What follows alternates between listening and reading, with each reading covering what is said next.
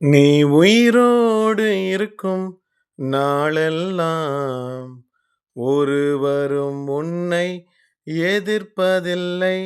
நான் மோசேயோடு இருந்தது போல் உன்னோடு இருப்பேன் என் மகனே, உன்னோடு இருப்பேன் என் மகளே. கடவுளின் உயிருள்ள திருவார்த்தை. நீ உயிரோடு இருக்கும் நாளெல்லாம் ஒருவனும் உனக்கு முன்பாக எதிர்த்து நிற்பதில்லை. யோசுவா 1 அதிகாரம் 5 No one shall be able to stand against you all the days of your life. Joshua chapter 1 verse 5. ஜெபிப்போம்.